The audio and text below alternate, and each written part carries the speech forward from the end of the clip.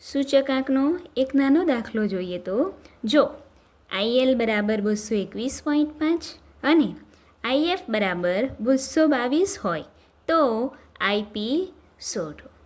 બરાબર, આપણને લાસ્ટ પેર અને ફિશરનો સૂચકાંક આપ્યો છે અને શેનો સૂચકાંક શોધવા કીધો? પાસેનો. બરાબર, તો આપણને ખબર જ છે ત્રણેય સૂચકાંક હોય તેવું આપણું ઇઝી સૂત્ર છે. સૂત્ર કયું છે? તો IF બરાબર વર્ગમૂળમાં IL ગુણ્યા IP. બરાબર, હવે સૂત્રમાં કિંમત મૂકી દેશું. IF કેટલા આપ્યા છે? 222 ઇક્વલ ટુ વર્ગમૂળમાં IL કેટલા આપ્યા છે? 221.5 ગુણ્યા IP. હવે આપણે તો IP શોધવાના છે, પણ IPની કિંમત શેમાં છે? વર્ગમૂળમાં છે. તો આપણે વર્ગમૂળ દૂર કરવું પડે ને. તો વર્ગમૂળ ક્યારે થાય? જો આપણે વર્ગમૂળનો વર્ગ કરીએ તો આપણે વર્ગમૂળ દૂર કરી શકીએ. બરાબર, તો આપણે શું લખીશું?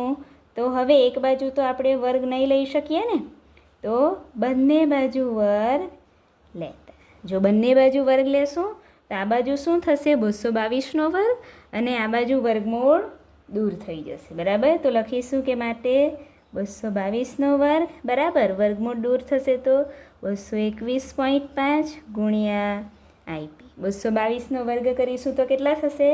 તો તે થશે 49,284 ઇક્વલ ટુ 221.5 ગુણ્યા IP. હવે આપણને તો IP એટલે પાસેનો સૂચકાંક જોઈએ.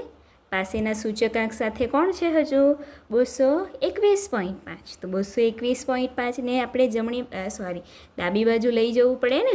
ડાબી બાજુ લઈ જશું તો તે ક્યાં જશે? છેદમાં જશે. તો 49,284ના છેદમાં 221.5 ઇક્વલ ટુ IP. બરાબર, તો 49,284ને કેટલા વડે ભાગીશું? 221.5 વડે. તો આપણો જવાબ કેટલો આવશે? તો તે આવશે 222.5. તે આપણો શું થયો? IP એટલે કે પાસેનો સૂચકાંક થયો.